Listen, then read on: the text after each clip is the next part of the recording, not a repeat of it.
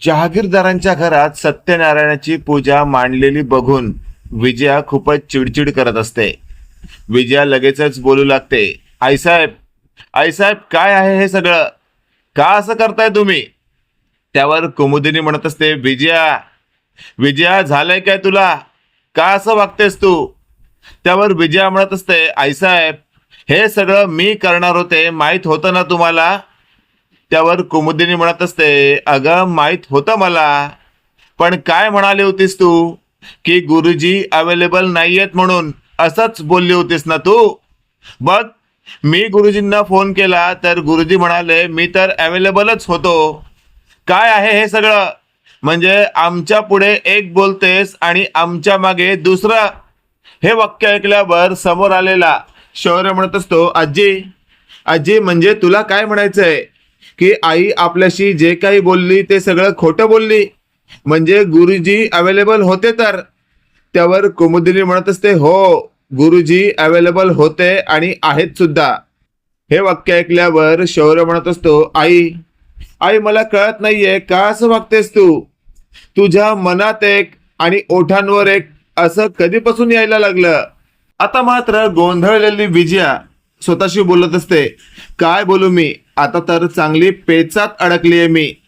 तेवढ्यात आपण पाहतोय आता विजयाला कुमुदिनी म्हणत असते, बघ, आता नेमकं काय उत्तर द्यावं सुचत नाहीये ना तुला, म्हणून आपण नेहमी चोख राहावं. आता पडलीस ना, चांगली कन्फ्यूज झालीस ना? अशातच आता शौर्य पुढे येतो आणि बोलू लागतो, आई, म्हणजे मला कळतंय की मी ऊर्जाशी केलेलं लग्न तुला आवडलेलं नाहीये तर?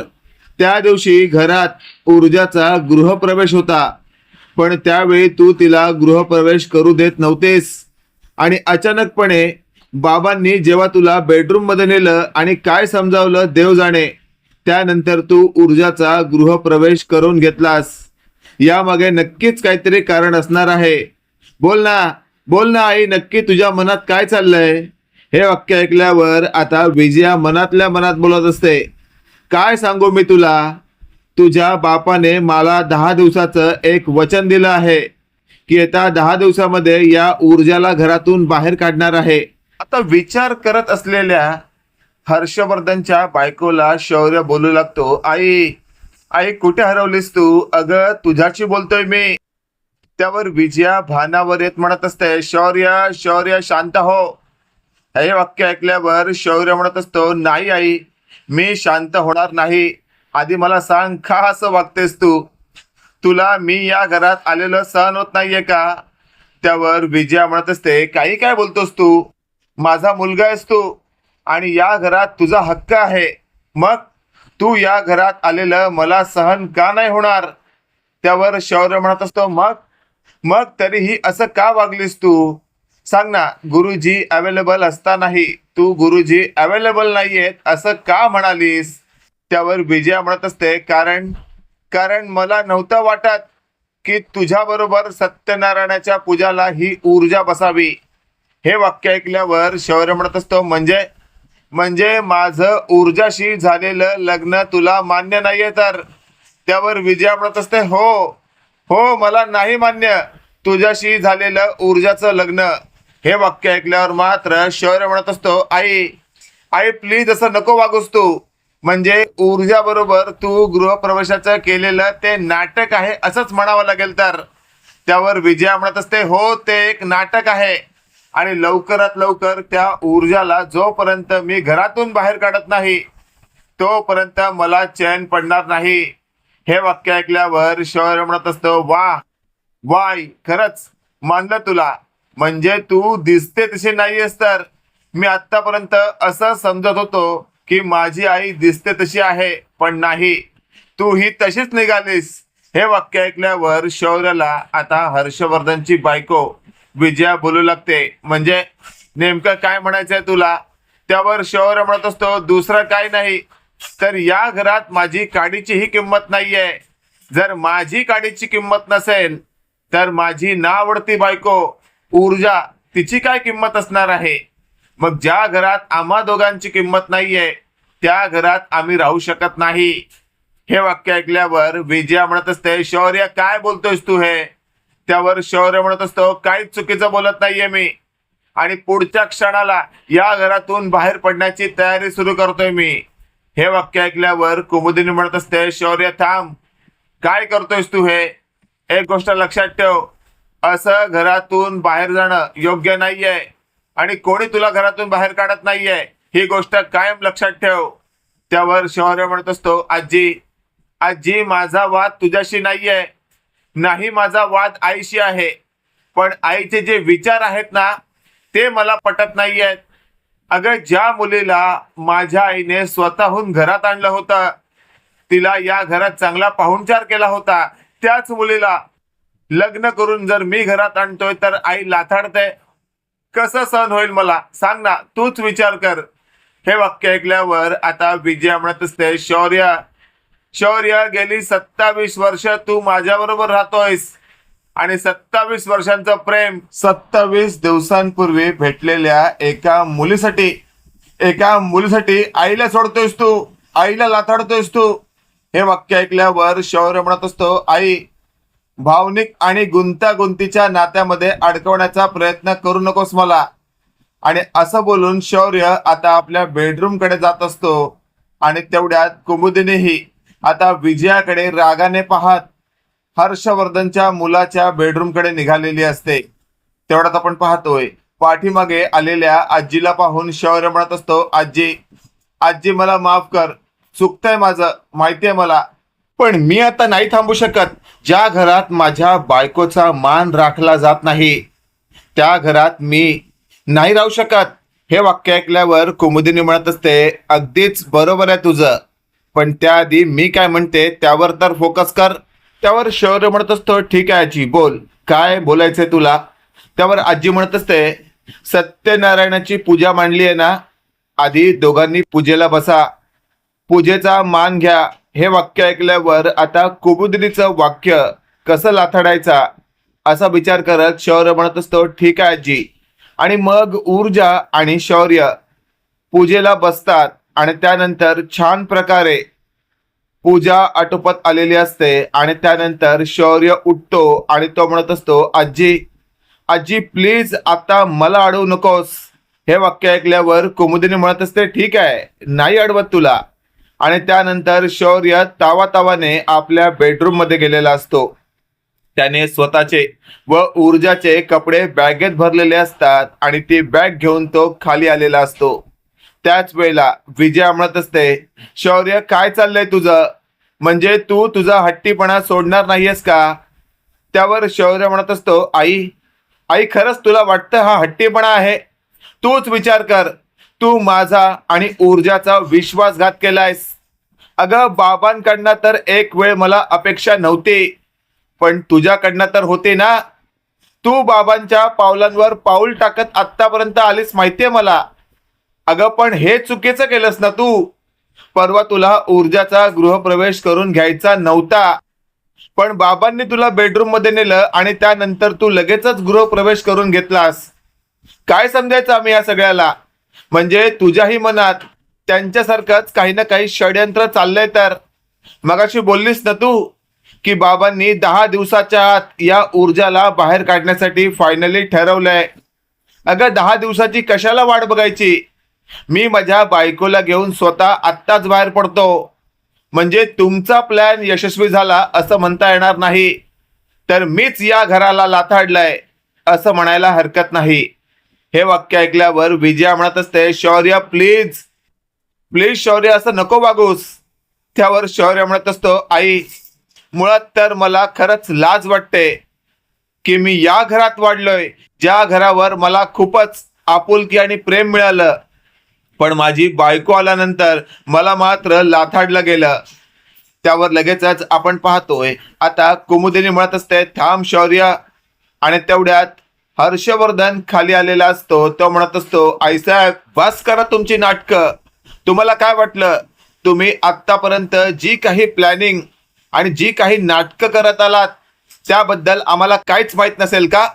हे वाक्य ऐकल्यावर आता कुमुदिनी म्हणत असते, हर्षवर्धन नेमकं तुला काय म्हणायचंय कळत नाहीये मला.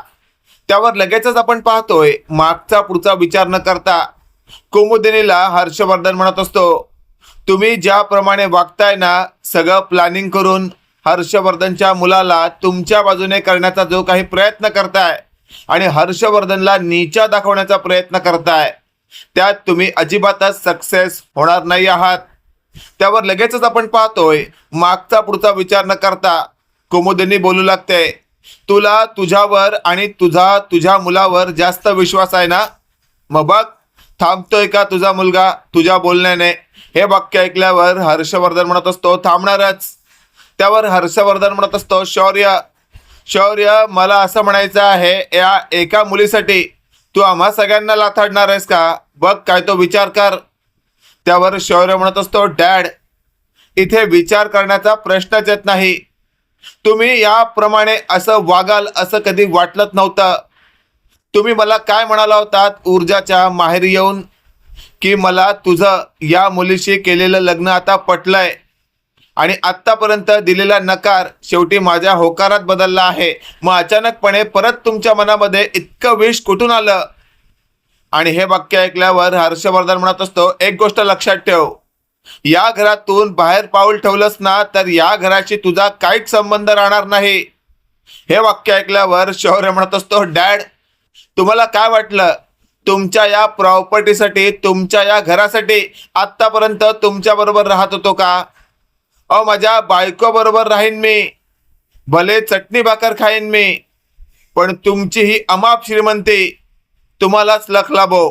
हे वाक्य ऐकल्यावर विजया म्हणत असते, शौर्य जरा अतिच बोलतोय असं वाटत नाहीये का तुला? त्यावर शौर्य म्हणत असतो, आई बाबा माफ करा मला, पण खरंच मला मुळात तुम्हा दोघांशी बोलायचंच नाहीये. तुम्ही दोघं एवढी डॅम्बिसगिरी करताय ना की मला कधी वाटलंच नव्हतं की तुम्ही माझ्या आयुष्यात असे अडथळे आणून उभे कराल. थोडं आपण पाहतोय, आता शौर्यने आपल्या बायकोचा धरलेला असतो हात आणि म्हणत असतो, शौर्य चल ऊर्जा, तुझा नवरा तुला अशा जागी नेणार आहे ज्या जागी भले तुला छोटंसं घर, खायला प्यायला पहिल्यांदा कमी, पण प्रेम मात्र भरपूर मिळेल. हे वाक्य ऐकल्यावर ऊर्जा म्हणत असते, शौर्य या सगळ्याची मला सवय नाहीये, तू म्हणतोयस तेच मला हवंय. हे वाक्य ऐकल्यावर कुमुदिनी म्हणत असते, शौर्य ऊर्जा तुम्हा दोघांनाही कुठेकडेच जायची गरज नाहीये. त्यावर शौर्य म्हणत असतो, आजी आजी आत्तापर्यंत तुझं वाक्य कधीच लाथाडलं नाही आणि यापुढे लाथाडायचं नाहीये, प्लीज मला नको अडवू आजी.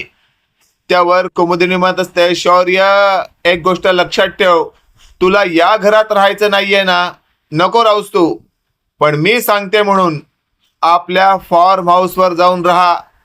ते फॉर्म हाऊस माझं आहे, कुमुदिनीचं, कुमुदिनी जहागीरदारचं, त्यामुळे त्या नात्याने तू तिकडे जाऊन राहू शकतोस. हे वाक्य ऐकल्यावर आता हर्षवर्धन म्हणत असतो, वाह वाह आईसाहेब, काय गेम खेळताय तुम्ही. म्हणजे स्वतःच्या फॉर्म हाऊसवर पाठवून आमच्या मुलाला तुम्ही आमच्यापासून तोडण्याचा जो काही त्रागा करत आहात ना, खरंच अगदी उल्लेखनीय जोगा आहे. तेवढ्यात आपण पाहतोय, आता कुमुदिनी म्हणत असते, हर्षवर्धन तू काहीही बोल, पण एक गोष्ट लक्षात ठेव, तुला ना आता मी काय बोलणार किंवा शौर्य काय बोलणार त्याचा जास्त फरक पडणार नाहीये. तू फक्त स्वतःच्याच रागात लालबुंद झालेला आहेस. आणि तेवढ्यात कुमुदिनी म्हणत असते, शौर्य मी काय म्हटलं ते ऐकलंस ना, जा आत्ताच्या आत्ता तू आपल्या फॉर्म हाऊसवर जा. तेवढ्यात आपण पाहतोय, आता कुमुदीकडनं फायनली आशीर्वाद घेत शौर्य आपल्या बायकोला घेऊन घरातून बाहेर पडत असतो आणि विजया लगेचच म्हणत असते, फक्त तुमच्यामुळे आज माझ्या मुलाला माझ्यापासून लांब जावं लागतंय. त्यावर लगेचच आता हर्षवर्धन म्हणत असतो, ए विजया काय बोलतेस तू, हे माझ्यावर असल्या प्रकारचे आरोप करायचे नाहीत. हे वाक्य ऐकल्यावर मात्र आता हर्षवर्धन म्हणत असतो, ए विजया माझ्यावर अशा पद्धतीने आरोप करायचे नाहीत, माझं काही चुकलेलं नाहीये.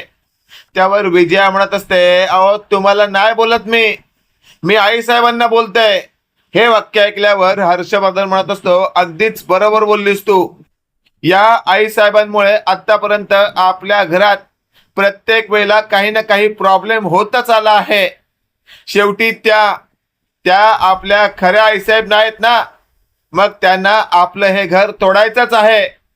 त्यांना या घरामध्ये मी नकोय ना, पण मला बाहेर काढू शकत नाहीत त्या, म्हणून ती माझी ताकद माझ्या मुलाला माझ्यापासून लांब करतायत. पण आईसाहेब, एक गोष्ट लक्षात ठेवा, हा हर्षवर्धन जहागीरदार या घरातून कुठेच जाणार नाही. त्यावर कुमुदिनी म्हणत असते, हर्षवर्धन, तुझं डोकं ना आता चांगलंच भंगलंय.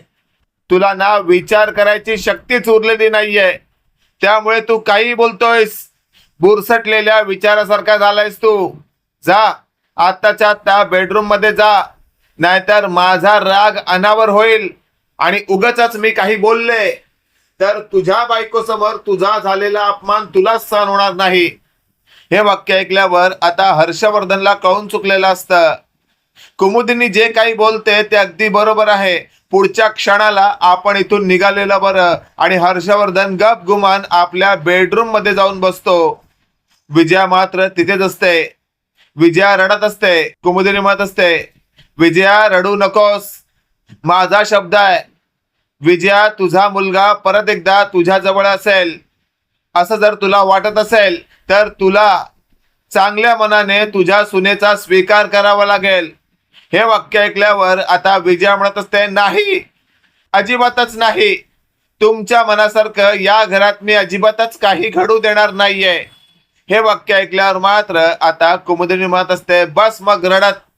किती वेळा सांगितलं, आपले विचार नेहमी चांगले ठेवायचे, पण तुझ्याकडे ती वृत्ती अजिबातच नाहीये असं दिसून येतंय. हे वाक्य ऐकल्यावर विजया काहीतरी बोलणार, तेवढ्यात कुमुदिनी म्हणत असते, गप्पा बस, शहाणपणा करू नकोस. तुझ्या नवऱ्याला आत्ताच दाबलीये मी, तुला दाबायला फारसा वेळ लागणार नाही. चल निघ इथून बेडरूम मध्ये. हे वाक्य ऐकल्यावर आता विजया देखील तिथून तात्काळ बेडरूमच्या दिशेने धावत जाते. मित्रांनो, काय वाटतंय तुम्हाला? येत्या काळामध्ये कुमुदिनी ज्या प्रकारे म्हणते त्या प्रकारे हर्षवर्धनचा मुलगा शौर्य खरंच आपल्या बायकोला घेऊन पुन्हा एकदा जहागीरदारांच्या घरात येईल का? कमेंट करून नक्की कळवा. आणि असेच नवनवीन अपडेट पाहण्यासाठी व्हिडिओला लाईक आणि चॅनलला नक्की सबस्क्राईब करा. धन्यवाद.